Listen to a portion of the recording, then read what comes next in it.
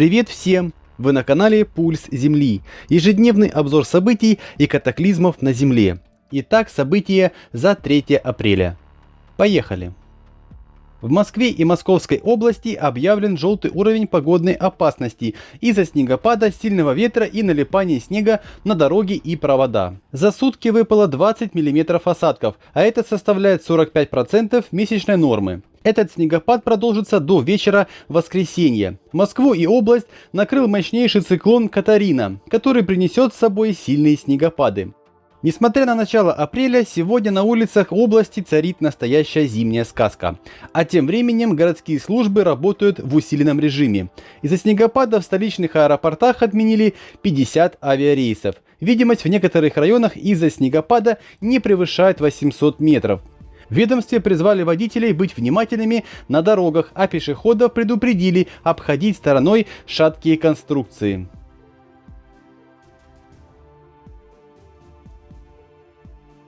Снежные осадки не прошли стороной и Брестскую область в Белоруссии. В Пинске и Ивановском районе меньше чем за сутки выпала половина декадной нормы осадков. Из-за апрельского снегопада коммунальщики переведены в усиленный режим работы. В последние несколько дней в Пинском районе наблюдается холодная погода с дождем и мокрым снегом. Снегопад в Брестской области стал причиной падения деревьев и отключения электроэнергии в отдельных районах. За последние сутки 40 населенных пунктов области испытывали перебои в электроснабжении. Мало этого, резко выросло количество ДТП, столкнулось более 100 автомобилей. По области был объявлен оранжевый уровень погодной опасности из-за сильных осадков. По прогнозам синоптиков, на большей части территории Брестской области ожидается сильный и мокрый снег.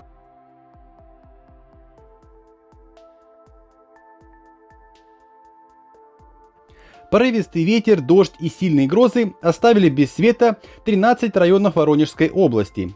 Над ликвидацией последствий от буйства стихии работали 100 человек, привлекали 28 единиц спецтехники. Непогода повредила крыши домов и повалила деревья. Фото и видео последствий опубликовали очевидцы в социальных сетях.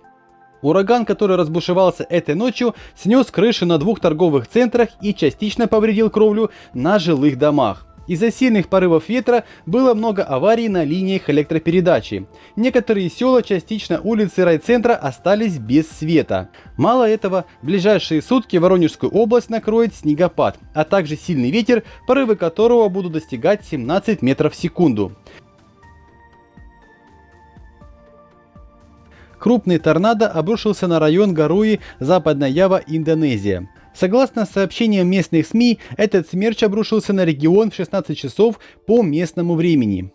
Это событие произошло настолько внезапно, что застало многих местных жителей врасплох. Как отметили очевидцы этого погодного явления, ничего не предвещало возникновения и прохождения торнадо. Погода была тихая и солнечная. И все это изменилось буквально за считанные секунды. Этот торнадо повредил местную фабрику, а также сорвал крыши с домов местных жителей, повалил столбы линий электропередачи. В результате этот район оказался почти на 2 часа обесточен. Пока не поступало сообщений о раненых, погибших или пострадавших среди местного населения. Власти уже приступили к оценке повреждений после буйства стихии. По последней информации, этот торнадо повредил более 15 домов. В течение 3 дней Бразилия страдает от сильнейших ливней, которые вызывают наводнения и сход массивных оползней.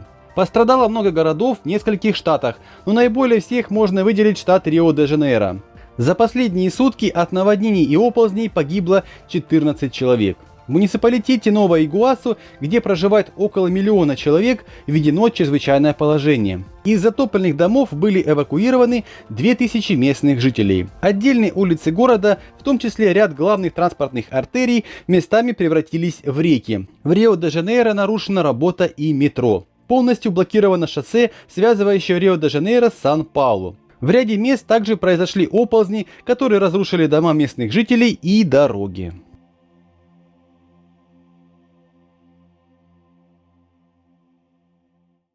Удивительно, но пока в ряде провинций в Турции вовсю идет весна и надвигается тепло, в провинции Муш продолжается зима. Коммунальщики ведут борьбу с сугробами, которые достигают в некоторых местах удивительных 10 метров.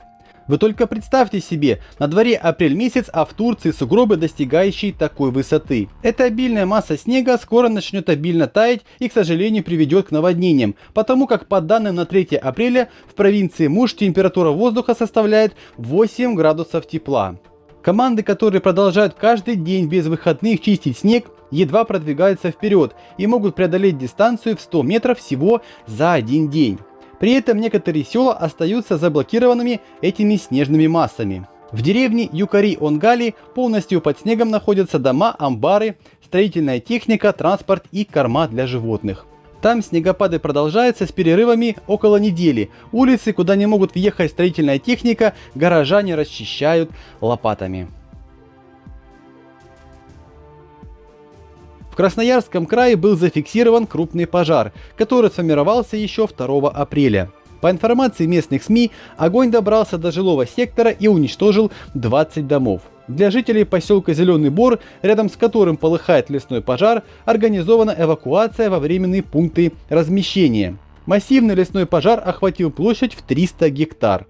В тушении огня задействовали 360 человек и 114 единиц спецтехники. Как позже выяснилось, этот пожар сформировался от местной свалки, где горел мусор. Благодаря сильному ветру, порывы которого достигали 20 метров в секунду, огонь перекинулся на лес, а позже и на жилые строения. Для тушения также использовали пожарный поезд. Под угрозой оказались и жилые дома в поселке Топольки. Местные жители Минусинска как могли тушили огонь с лопатами, граблями, они защищали от огня свои дома. По последней информации, данный пожар удалось локализовать, жертв и пострадавших не отмечено, не считая нанесенного материального ущерба. Доминиканская республика последние 2 года славится в кавычках своими мусорными реками. Уровень загрязнения на реках превышает все допустимые нормы в несколько сотен раз. Ранее первую строчку занимали некоторые регионы в Индии, теперь почти 2 года подряд первенство перехватила Доминиканская республика. Вы только посмотрите, сколько мусора на улицах, в воде, и все это попадает в местные реки, а те в свою очередь сбрасывают все это в мировой океан. Местные СМИ продолжают выходить с призывами к населению уменьшить количество потребления пластика, но стоит вопрос, как его сократить, когда в стране экономический кризис. На данный момент Доминикана вторично использует только 2% всего пластика. Почему же здесь случился такой мусорный коллапс? Недавние наводнения затопили не только дома местных жителей, но и свалки, унося с собой мусор с улиц. Экологи уже не первый год бьют тревогу, но ситуация особо лучше не становится. В Чили не утихают лесные пожары, а наоборот продолжают разрастаться и охватывать новые территории. Сильный пожар в лесной зоне центральной чилийской провинции Вальпараисо создал пейзажи с красным небом. Власти приказали эвакуировать около 25 тысяч местных жителей. Всего за 2 дня в Вальпараисо пожары уничтожили 3000 гектар земли. Лесные пожары также полыхают в национальном заповеднике Лаго Пеньюэлис. Хотя огонь находится под контролем, возгорания не потушены. У властей есть основания полагать, что эти пожары были спровоцированы людьми. Ведется расследование. Сгорело по меньшей мере 40 домов недалеко от города Лагуна-Верде. О раненых и погибших пока не сообщалось. Тушение огня затрудняет сильный ветер и крутые овраги, которых много в этой местности. В прошлом этот же регион не раз бывал разрушен лесными пожарами. В январе 2017 года самые сильные пожары за несколько десятилетий охватили Чили и унесли жизни по меньшей мере 10 человек, 5 из которых были пожарные.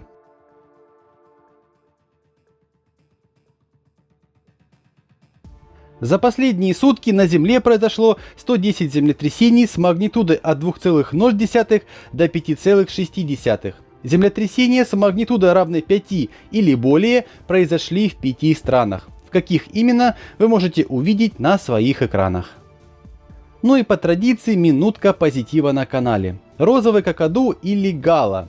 Розовый какаду – попугай среднего размера, длина тела 36 см, а вес около 345 граммов у самцов и 311 у самок. Внешне розовый какаду отличается от своих собратьев, в его окраске характерен контраст между яркими головой и брюхом и темными спиной, крыльями и хвостом. Розовые какаду любят купаться. Во время дождя они повисают на ветках вниз головой, широко распахнув крылья, чтобы струи дождя попадали на все тело. Летают розовые какаду быстро, могут развивать скорость до 70 км в час. А вот по земле ходят медленно, переваливаясь с лапы на лапу. В это время они наиболее доступны для хищников. Как и все какаду, розовые довольно крикливы, голос громкий. Могут подражать различным звукам, в том числе и голосу человека. Говорить научатся быстро, но словарный запас небольшой, не более 20 слов. Спасибо вам за просмотр выпуска. Спасибо за внимание и до завтра.